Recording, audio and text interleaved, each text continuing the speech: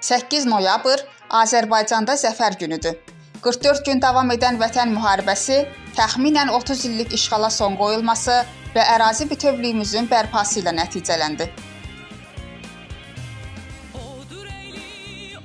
Allah şəhidlərimizə rəhmət eləsin. Allah prezidentimizə can sağlığı versin ki, bu gözəl qələbəni bizə yaşatdı. Və biz artıq bugün zaman var idi ki, biz heç ətrafından keçə bilməzdik. O işğal olunmuş torpaqlarımıza ayaq basırıq, fəaliyyətimizi göstəririk.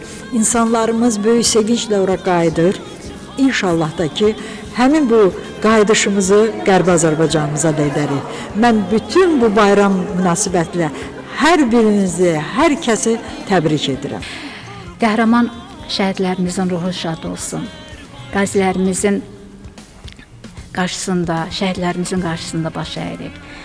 Ali Baş Komandanımıza can sağlığı diləyirik. Nə yaxşı ki, qəhrəman ordumuz, qəhrəman əskərlərimiz, qəhrəman qazilərimiz, qəhrəman şəhidlərimiz bizim hər birinin zəfərimizin bu 5 illiyində çox böyük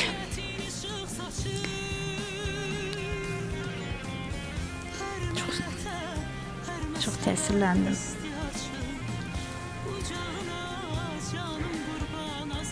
Çox sevinirəm. Çox sevinirəm ki, bugün zəfərimizin 5 ilini yaşayırıq. Təşəkkür edirəm. Sağ olun. Zəfər bayramı dedikdə bütün xalqımızın belə deyim, səmimiyyətlə, uğrundan, ürəkdən gözlədiyi gözəl bir bayramdır. Zəfər bayramı deyəndə, Zəfər bayramı bütün Allah şəhidlərimizə qəni-qəni rəhmət eləsin, etkin şəhidlərimizə qəni-qəni rəhmət eləsin, zabitlərimizə, əsgər balalarımıza, Ali Baş Komandanımız başda olmaqla can sağlığı versin. Bu gözəl gündə yaşamağı onlar bizə, bu gözəl günü bizim yaşamağımız üçün, o gözəl 33 ildir düşmən tapdağı altında qalan torpaqları alıb bizə qaytarıb, özü qayıtmayan şəhidlərimizin hesabına bizə Zəfər bayramı qismət olubdur. Əlbəttə bir Azərbaycan qızı kimi mən də 1-ci Qarabağ müharibəsi veteranıyam, müharibə iştirakçısıyam. O acılı, ağrı günləri görmüşəm. Allahdan arzu edirəm ki, bir daha torpağımıza şəhid qanı tökülməsin, analarım şəhid gözyaşı tökməsin. Şəhidlərin hamısı hər bir Azərbaycanın qanı, vicdanı olan hər bir kəsin evinin şəhididir. Şəhid bir evdən getmir, bir eldən gedir şəhid. Bütün şəhidlərimizə qarşısında baş əyirəm, valideynlərinin əllərindən öpürəm.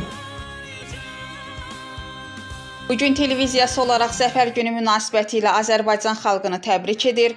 Bu zəfəri bizə qazandıranlardan şəhidlərimizi hörmətlə anıb, qazilərimizə sağlam və firavan həyat arzulayırıq. Hüsniyyə Salmanova, Samir Əliyev, Bugün TV.